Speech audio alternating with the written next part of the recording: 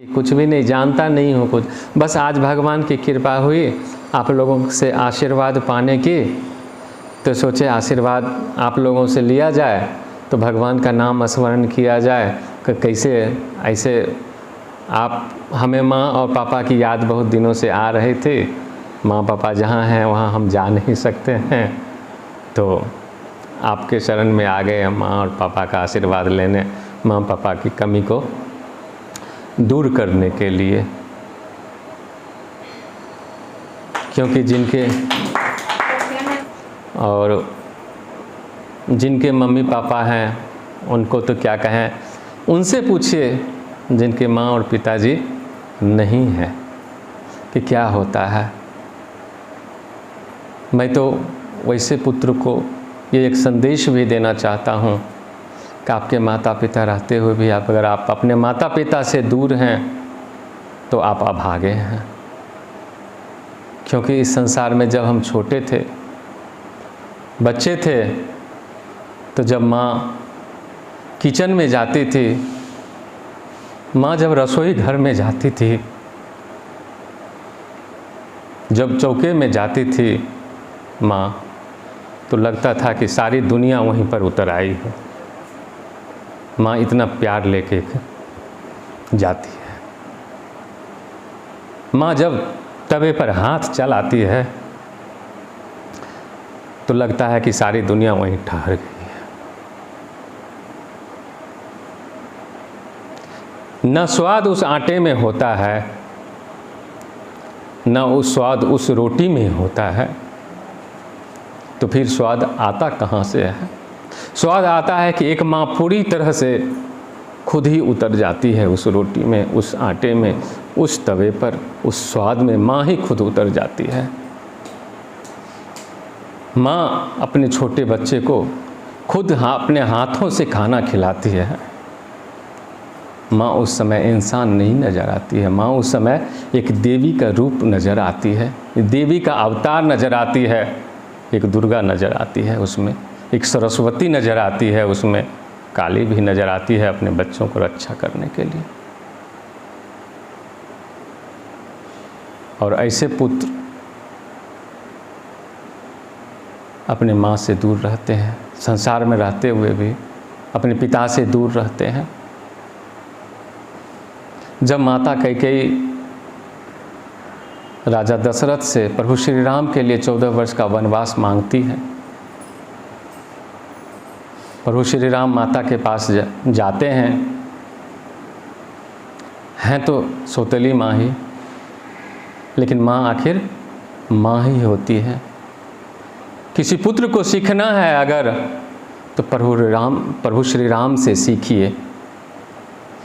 माता को वो कहते हैं, हे माता, चौपाई बहुत अच्छा है। सुनु जननी सोई सुत बड़ भागी, प्रिय मातु पितु बचन अनुरागी। हे माता,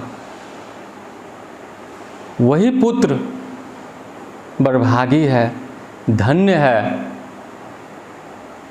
जो अपने माता और पिता का आज्ञा का पालन करता है, जो अपने माता पिता के चरणों में अपने सिर को झुकाकर रखता है, जिसका अनुराग उसके माता पिता के चरणों में है। तनय मातु पितु तोष निहारा, दुर्लभ जननी सकल संसारा। जो पुत्र अपने माता पिता को भगवान के समान मानता है, उसे भगवान साक्षात आशीर्वाद देने आते हैं। और ऐसा पुत्र संसार में, ब्रह्मांड में दुर्लभ ही पाए जाते हैं, बहुत मुश्किल से मिलते हैं। पुत्र अगर कहलाने के लायक बनना चाहते हैं, इस धरती पर, भारत भूमि पर अगर जन्म लिए हैं, अपने आप को धन्य कहलाना चाहते हैं, तो पुत्र का कर्तव्य क्या है कि जो माँ अपने पुत्र को राजगद्दी पर बैठाते हैं और सौतेले पुत्र को वनवास दे देते हैं, वो पुत्र भी अपने उस माता को जब वनवास से लौटकर आते हैं तो सबसे पहले प्रणाम करते हैं। पुत्र का यही कर्तव्य है। हम चाहे जितने भी कष्ट में रहें, हम आज चूँकि मैं अंदर से रो रहा हूँ, आप लोग खुशी देख कर, आप लोग इतने ज़्यादा माता पिता के रूप में मिले हैं, तो इसीलिए उन पुत्रों को संदेश देना चाहता हूँ कि अभी समय रहते हुए अपने माता और पिता के शरण में जाइए। जो गलती हो चुकी माफ़ी मांगिए, अपनों को अपनाइए, अपने माता पिता को पास में रखिए। क्योंकि प्रभु श्री राम एक और बार कहते हैं अपने पिता से, धन्य जनमु जगतीतल तासु, पीत ही प्रमोद चरित सुनी जासु। चारि पदारथ करतल ताके, प्रिय मात पितु प्राण समझा के। वही पुत्र धन्य है इस संसार में जिस पुत्र का चरित्र सुनकर उनके माता और पिता को गर्व महसूस हो, उनके माता और पिता को लगे कि आज हम धन्य हो गए हैं, जैसे दशरथ जी को हुआ। प्रभु श्री राम की वाणी को सुनकर गदगद हो गए, धन्य हो गए, प्रफुल्लित हो गए। और कहते हैं कि अगर इस तरह का पुत्र कोई भी संसार में बनता है, अपने आप को बनाता है, इस तरह के अपने माता और पिता के चरणों में प्रीति रखता है, तो उसके लिए संसार में कोई भी चीज़ पाना मुश्किल नहीं है। इस संसार में मनुष्य सिर्फ 4 चीज़ों के लिए ही आता है, सिर्फ 4 चीज़ों के लिए। अर्थ मतलब दौलत, काम अपनी इच्छाओं को पूरा करना, जितने भी इच्छाएं हैं, धर्म और मोक्ष की प्राप्ति के लिए। इसके अलावा अब आप देख लीजिए, मनुष्य को कोई चाहत नहीं होती है। ये 4 चीज़ ही चाहत होती है मनुष्य को। ये कब मिलेगा? लोग इसके पीछे पागल रहते हैं, भागते रहते हैं, कहते हैं कि हम ये प्राप्त कर देंगे, और इस चारों चीज़ों को पाने के लिए अपने परिवार को खो देते हैं, अपने माता पिता को दूर कर देते हैं। कभी ये नहीं सोचते हैं कि आज हमारे माता पिता इस उम्र में आ गए हैं, इस बूढ़े उम्र में और बच्चे की उम्र में कोई अंतर ज़्यादा नहीं होती है। हमको पाल पोस कर इतना बड़ा बना दिया कि ये समझ में आते हैं कि हमें एक अलग संसार में जीना चाहिए, तो आज ये कैसे जिएंगे? उनको तो नहीं मिलेगा कुछ। जो अपने माता पिता से दूर रहकर ये 4 चीज़ पाना चाहते हैं, उनको तो कुछ नहीं मिलता है। वो मृग मरीचिका की तरह लगता है उनको कि अब मिल जाएगा, अब मिल जाएगा। रेगिस्तान में जब बहुत ज़्यादा गर्मी पड़ती है तो बालू दूर से नज़र आता है कि वहाँ पानी नज़र आ रहा है। हिरन, प्यासा हिरन वहाँ दौड़ते हुए जाता है कि वहाँ पानी मिलेगा, पानी मिलेगा, लेकिन जब वहाँ जाता है तो सिर्फ बालू मिलता है। बालू के अलावा कुछ भी नहीं प्राप्त होता है उसे, कुछ भी नहीं। तो यही जीवन है। लोगों को लगता है कि हमें अर्थ, काम, धर्म, मोक्ष सब की प्राप्ति हो जाएगी, अब थोड़ा सा ये कर लें, अब ये कर लें, ये कर लें तो प्राप्ति हो जाएगी, लेकिन नहीं मिलता है। कब मिलेगा? प्रभु श्री राम कहते हैं कि जब आपके चरित्र को, किसी पुत्र के चरित्र को, पुत्री के चरित्र को सुनकर अगर माता पिता गौरवान्वित होते हैं तो उसके लिए धर्म, अर्थ, काम और मोक्ष मुट्ठी में है। 4 पदार्थ करतल ताके, जो प्रिय मातु पितु प्राण सम जाके।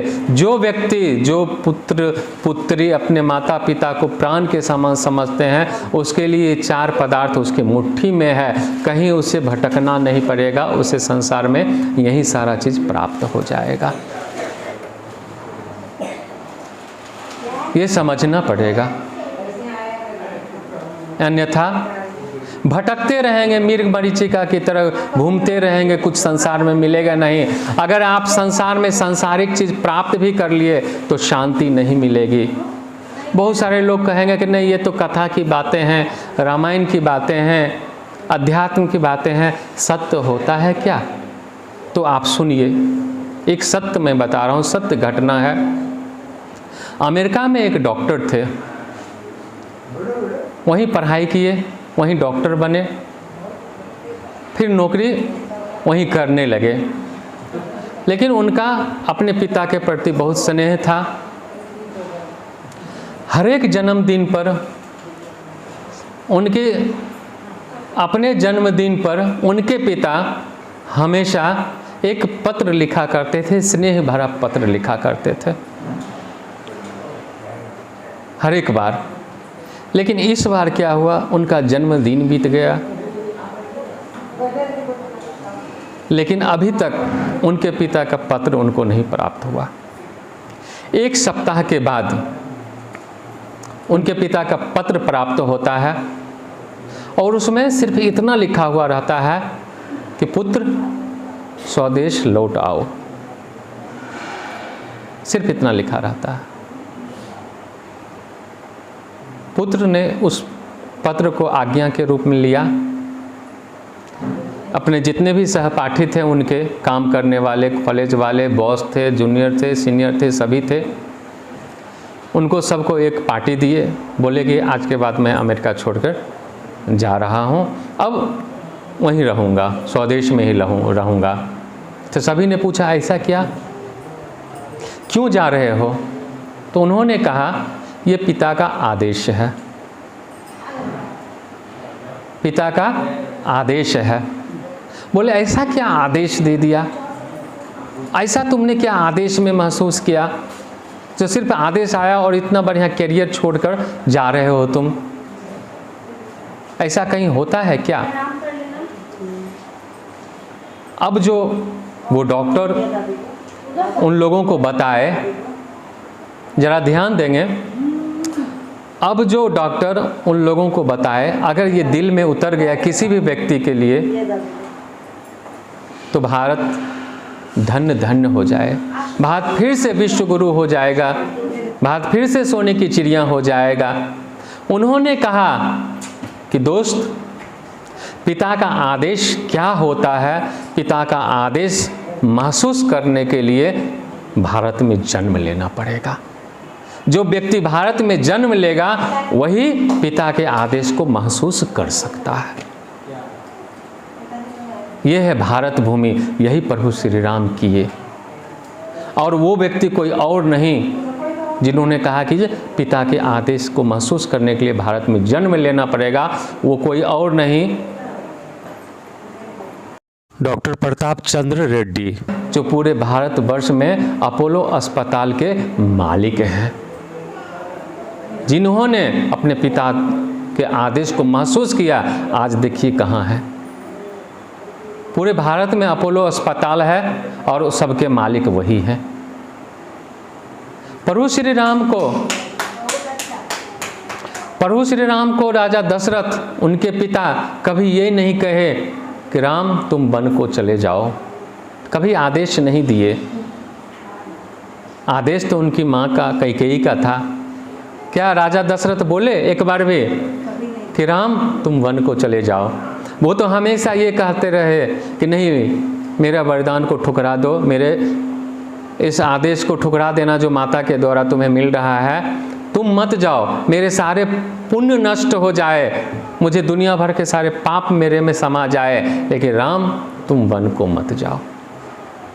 राजा दशरथ रानी कैकेयी से भी यही कहते रहे कि भले ही भरत को राजगद्दी मिल जाए, लेकिन तुम ये वरदान मत मांगो मेरे से कि राम वन को चले जाए। राजा दशरथ कैकेयी को भी ये नहीं कहे कि ठीक मैं राम को वनवास देता हूँ, और प्रभु श्री राम को भी नहीं कहे। फिर भी राम भगवान उनके मौन को समझ गए। पुत्र वही जो अपने माता पिता के मौन को समझ जाए, तभी पुत्र कहलाने लायक हैं। पितृऋण मातृ ऋण से तभी कोई व्यक्ति मुक्त हो सकता है जब अपने माता और पिता के मौन को समझकर उस इच्छा को पूर्ति कर दे, पूरा कर दे, तो पुत्र है हमारा अध्यात्म। ये कहते हैं प्रभु श्री राम इस अपने चरित्र की लीला से यही समझाना चाह रहे हैं।